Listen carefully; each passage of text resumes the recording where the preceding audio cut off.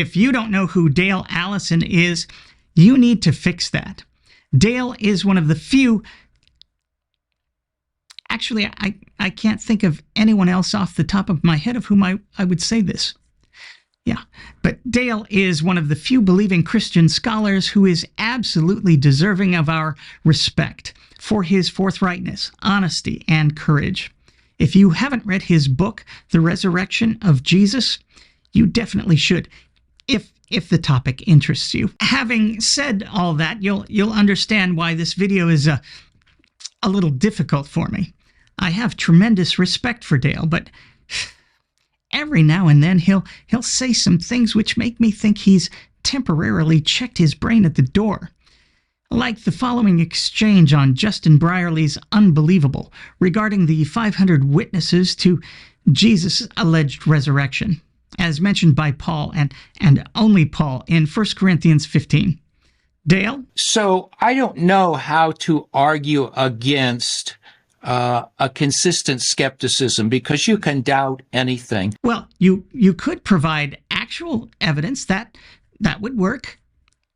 Sorry, go on. But Paul says some of them are still alive, and I just don't see any reason to think that that's a fictional statement. Do we have Paul's original letter to the Corinthians that we could check? Could that have been a later edition? I mean, we have 6 entire epistles from Paul which are either known or suspected forgeries. We have known additions in the Gospels, including the story of the woman taken in adultery and the supernatural ending of Mark, verses 9 through 20. Perhaps someone added that part about some of them still being alive to Paul's letters, to be clever. Oh, wait, I'm being a consistent skeptic, aren't I? Again, my apologies. Go on. If it were fiction, he might say he appeared to 500, but I'm not I mean, he's really clever if he thinks, oh, I'm going to make this up and I'm going to add that a few of them are still alive. The more interesting question is, how would Paul have known that some of them were still alive? Did he meet all 500 and get their contact information? Did he use Apple's cool new way to share your contact info?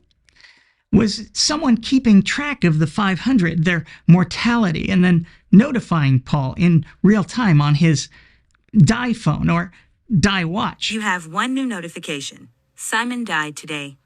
Hey Siri, which Simon died today? Simon Bar-Jonah. Next up, Christian excusologist Justin Bass is going to add his 1 cent to the conversation. I agree with Dale that it has to be at least historical that Paul is telling the truth, because if he was called out for that, this would have completely discredited him. So right, because when people lie and they get caught, even the people who want to believe the lie immediately proclaim their disgust, repudiate the lie, and disown the liar, acknowledging said liar's dishonesty and announcing their contempt. Such a person would be absolutely finished in terms of being a credible source for anything. I mean, once a liar is caught, that person is universally loathed and summarily dismissed from public life. They don't even have to be accused of a crime or be indicted or anything. That's just the way the world works. But in the case of Paul, how exactly would he have gotten caught? Again, did he have the names and addresses of the 500 on him at all times? Could someone have said to Paul, hey, I'd really like to speak to some of these witnesses, the still living ones in particular. Can you give me their addresses or non-existent phone numbers? And while I'm no scholar when it comes to ancient Mediterranean geography, I don't think Corinth and Jerusalem were exactly a hop, skip, and a jump away. Where is Corinth? Right. Where is Jerusalem? It's right there. That's right, folks. Corinth was nearly 3,000 miles from Jerusalem by land, 710 nautical miles if you're looking to take an all-inclusive cruise down to the Holy Land. Meals and tips included, of course. This is not a trip people were going to make in order to double-check their apostolic ambassador, the guy who saw Jesus himself and went blind doing so.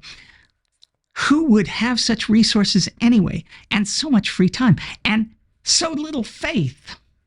especially when Paul gives us nothing to go on regarding these 500 people who allegedly saw Jesus. Isn't that right, Dale?